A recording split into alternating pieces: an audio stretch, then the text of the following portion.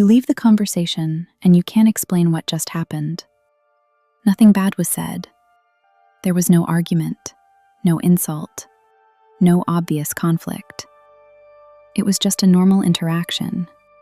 Coffee, a phone call, dinner with someone you've known for years. But you get in the car afterward and your chest is heavy.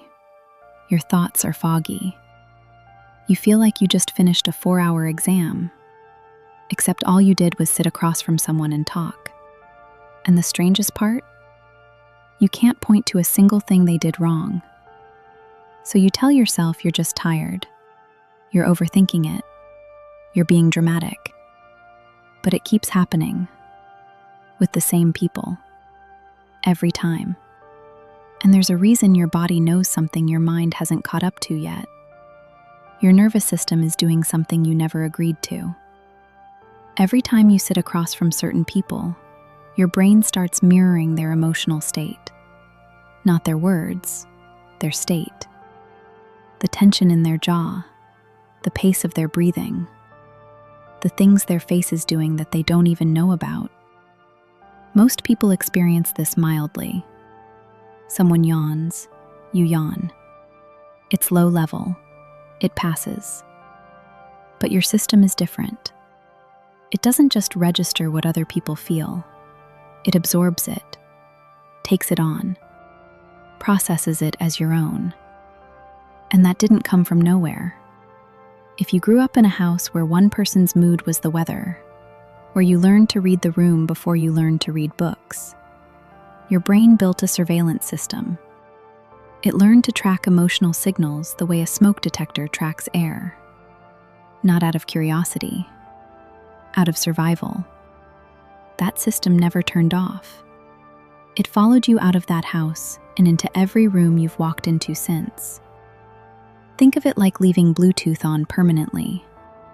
Your device is constantly searching for signals, pairing with whatever's nearby, whether you want it to or not.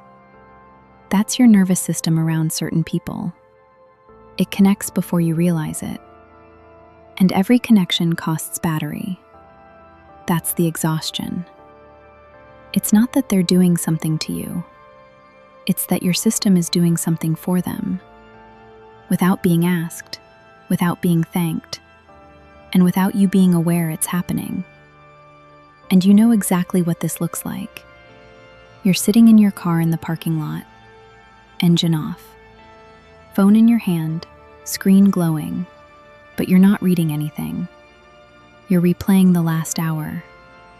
You're scanning every sentence you said, checking if any of them were wrong, wondering if you laughed too loud, if that thing you said about work came off weird, if they noticed you went quiet for a minute in the middle.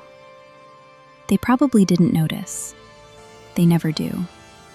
Because the whole time, you were making sure of it. You were smoothing, adjusting, monitoring their reactions, filling the gaps before they could become silences.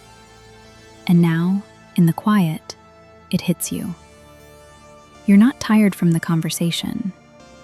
You're tired from the performance. You just don't know who you performed for, or why you couldn't stop. But here's what most people get wrong about this. The easy conclusion is that certain people are draining, that they take too much, that they're emotional parasites, and you need to cut them off. And sometimes that's true.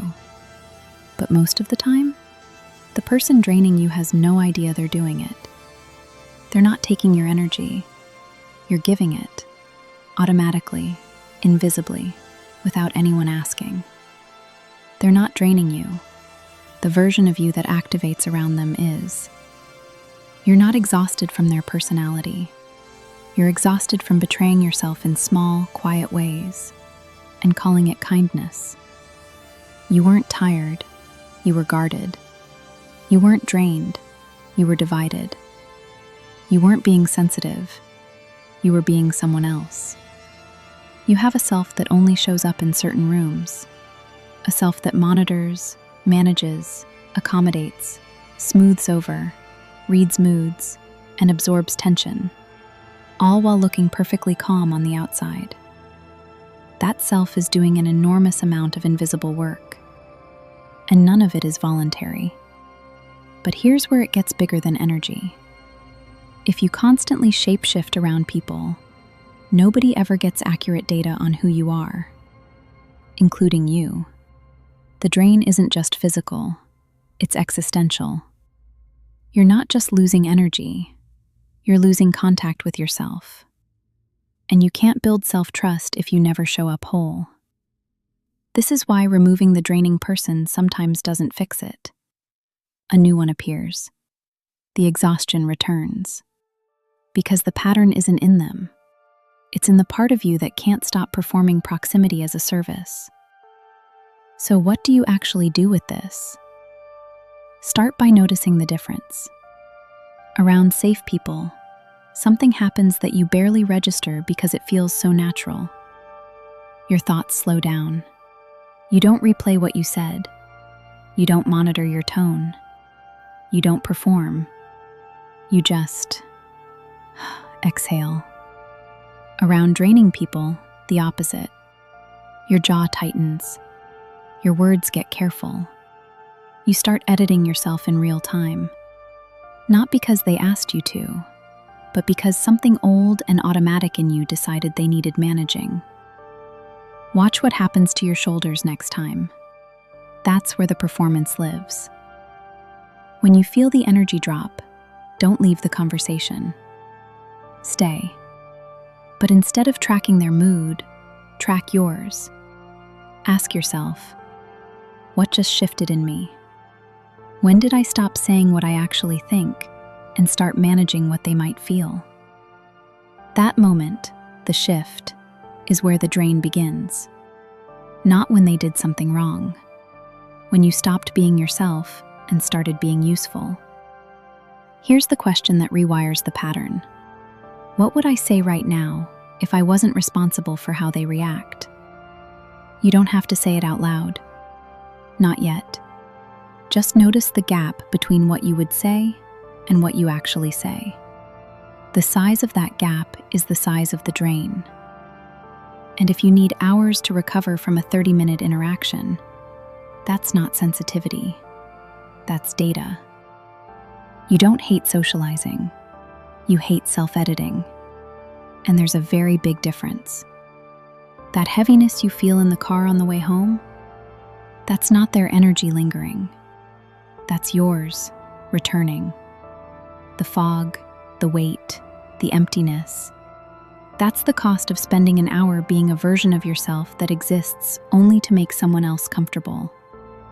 And the relief you feel when you're finally alone isn't introversion. It's the only time you stop performing. The most draining people in your life aren't always the ones who take too much. Sometimes, they're just the ones who've never met the real you. And honestly, neither have you. Not in a long time.